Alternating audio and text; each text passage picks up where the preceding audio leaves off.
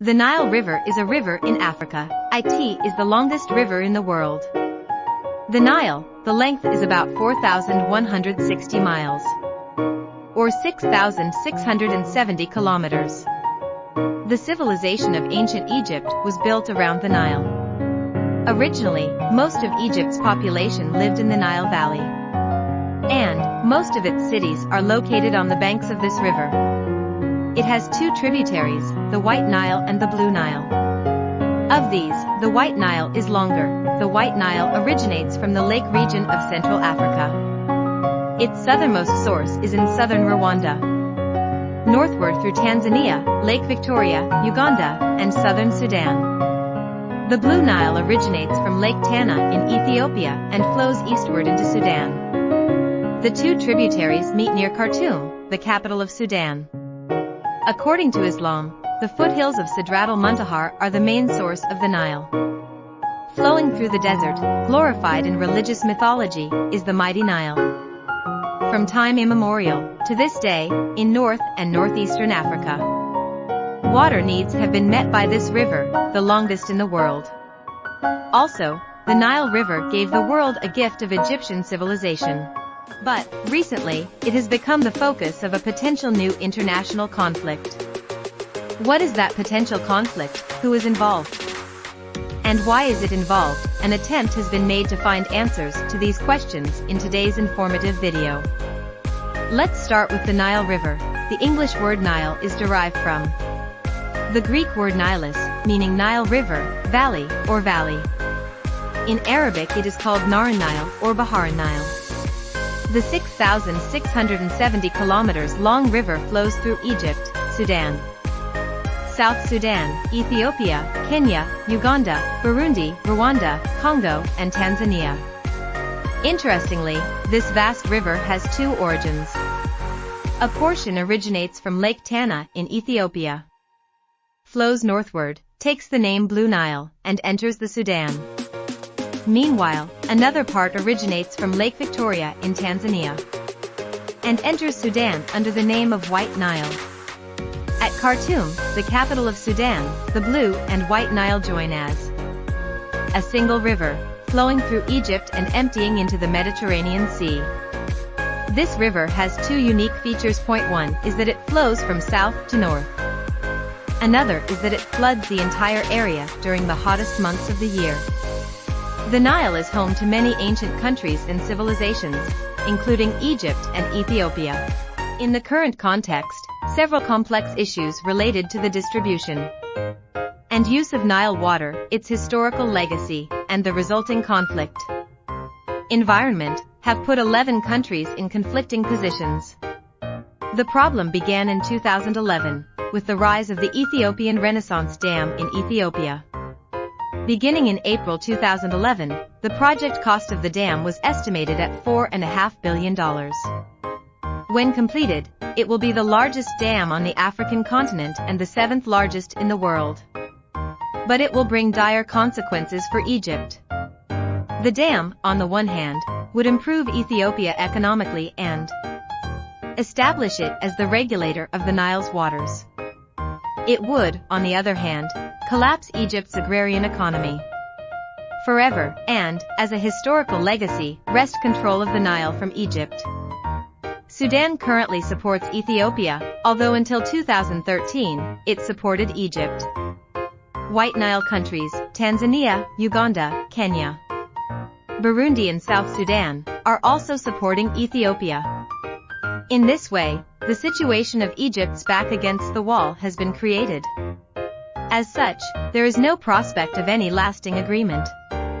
Since 2011, the conflicting parties have been exchanging heated words, and suspicion and mistrust of each other is increasing day by day. The seeds of this mistrust were sown 90 years ago by a treaty. Let's see how the course of events was. Suspicion and mistrust began in 1929, when Egypt was under British rule.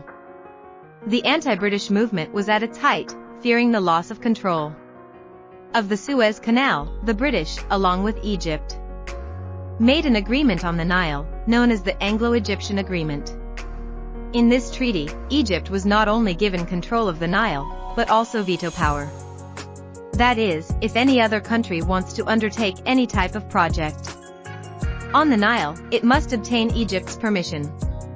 And, if Egypt doesn't give permission, that country can't build it. The British, on behalf of its colonies, made this agreement. But, Ethiopia was not under the British then. Instead, in the 1930s, Ethiopia came under Italian rule. Therefore, the then British colonies, Sudan, Kenya, Uganda, Tanzania etc., were included in this treaty. But Ethiopia was not included in this treaty. Therefore, even if Ethiopia argues, they are not bound to accept this agreement. Secondly, in 1959, between Egypt and Sudan, an agreement was reached.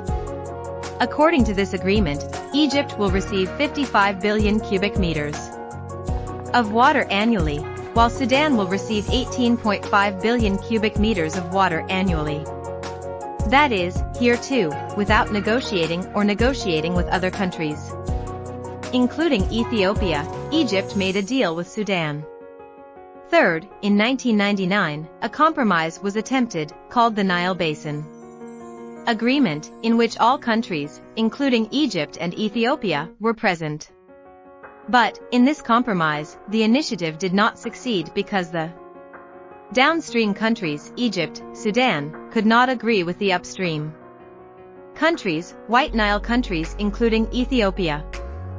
Finally, in 2010, 6 countries, Ethiopia, Uganda, Rwanda, Tanzania, Kenya, Burundi, created the Cooperative Framework Agreement, to which Egypt has not yet signed. Egypt's argument is that if the deal is accepted, its historic rights will be undermined, and water supplies to its lifeline, the Nile, will be reduced. Thus, it appears that one side wants the maintenance and historical continuity of the 1929 and 1959 agreements, and the other party wants to withdraw the colonial agreement and formulate a new agreement in the light of the era. Population growth on both sides, rising energy demand, etc. are fueling these conflicting attitudes. Now let's see which side the main 3 concerned countries, Ethiopia, Egypt and Sudan, are taking on this dam and why. Known as the Grand Ethiopian Renaissance Dam in Ethiopia, the dam will establish Ethiopia as the economic center and powerhouse of Africa. 75 million people in Ethiopia are still without access to electricity. This dam will provide electricity to 75 million people. The generating capacity of this plant will be 6,000 MW, which is enough to meet the domestic demand and export power abroad. It is also an opportunity to establish itself as a regional powerhouse by exporting electricity to neighboring Sudan and South Sudan and controlling the waters of the Nile. But to achieve this goal, he has to face internal and external challenges. In 2018, the mysterious death of the project's operations manager, Semagnu Bekele, sparked nationwide outrage. Moreover, the continued threats by Egypt and the continued activities of Egypt on the Eritrea-Ethiopia border made him anxious. However, in 2019, Ethiopian Prime Minister Abiy Ahmed said, "No one can stop Ethiopia from achieving its goals. If war becomes necessary, millions of our men are ready to give their lives. If one launches a missile, the other may bombard it."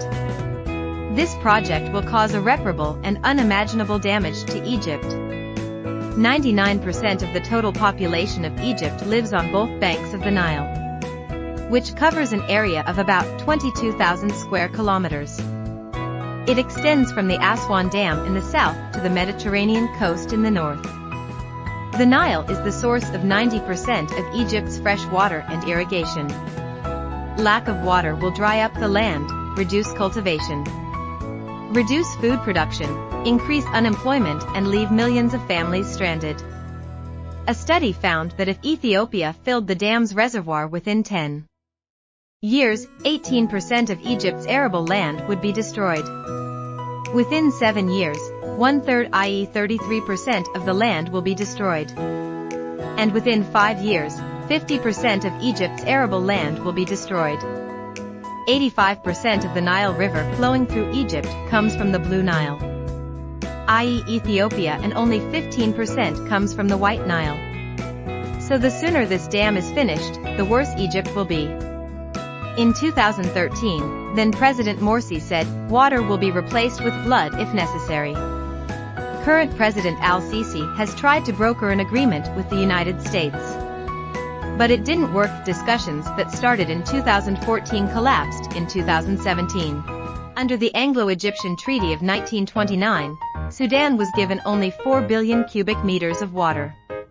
When Sudan formally emerged as an independent state in 1956, it refused to accept the treaty. Later, in 1959, Egypt agreed to give Sudan more than 4 times, that is 18.5 billion cubic meters of water. Christian-dominated South Sudan became independent from Muslim-dominated Sudan in 2011 through various setbacks. Again in this year, 2011, the wave of Arab Spring in Egypt. In this turbulent time of Egypt and Sudan, Ethiopia got a great opportunity and started to work on the dam. But everything took a 180-degree turn after Egypt's first democratically elected president, Mohamed Morsi, was ousted in a military coup during Turkish President Erdogan's visit to Sudan. December 2017, Sudan leased Sokin Island to Turkey for 99 years, which was not taken well by Egypt's Sisi government. Again, in 2017, Saudi King Salman visited Egypt. Egypt then gave the ownership of Tiran and Sanafar Islands in the Red Sea to Saudi Arabia. And Saudi Arabia recognizes the Halab region as belonging to Egypt. Note that Halab is a disputed unsettled land between Egypt and Sudan. Sudan is currently supporting Ethiopia if this dam is built.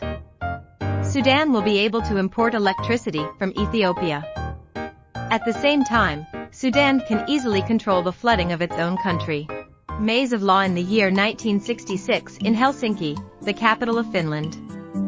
The law related to the distribution of water in international rivers, known as the Helsinki Act 1966, was enacted. Here in Article Number 4, it is said, reasonable and equitable. Distribution of water means fair and equitable distribution.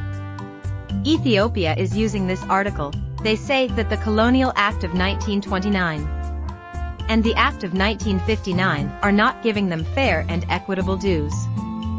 Again, it is said in Article Number 10, not to cause substantial injury, i.e. the distribution shall not be such as to cause substantial injury to other countries. Egypt is using this article as a shield. They say that if the previous laws are not preserved and dams are built in the upstream countries, they will face serious losses. So, it appears that both positions are reasonable in terms of law enforcement, which makes the road to resolution difficult. Possible consequences: Ethiopia has made a lot of progress on the dam. Sudan is supporting Ethiopia, Uganda, Rwanda, Burundi, Tanzania, Kenya have agreements with Ethiopia. Meanwhile, Egypt is worried about Sudan's Sokin Island coming under Turkish control. Their current economic condition is also not very favorable. All in all, barring exceptional circumstances, military action is unlikely for Egypt. He has to sit at the negotiating table. The question is whether Egypt will get the amount of water it needs when it needs it, especially during the drought season. Other countries will agree to recognize the drought in Egypt? Will Egypt comply with the terms of the agreement? And if it does, will the agreement be sustainable? Only by finding answers to these difficult questions can a just, equitable and peaceful lasting solution be possible. No one wants a solution that opens the door to another problem or complicates a previous problem. The northern part of the Nile begins in Sudan and flows through Egypt, almost entirely through the desert. Egyptian civilization has depended on indigo since ancient times. Most of Egypt's population and most of its cities are located in the Nile Valley north of Aswan. Almost all the important cultural and historical sites of ancient Egypt are also located on its banks. The Nile flows into the Mediterranean, creating a huge delta. Ibn Sina said, "The Nile River has some characteristics that no other river in the world has. First, the distance between origin and endpoint is maximum. Second, it flows over large boulders and sandy plains, free of moss and debris. Third, no stone or pebble is green in it, needless to say. This is due to the clarity of the river water. Fourthly, and when the water of all the rivers decreases, its water then increases, and when the water of other rivers increases, its water then decreases.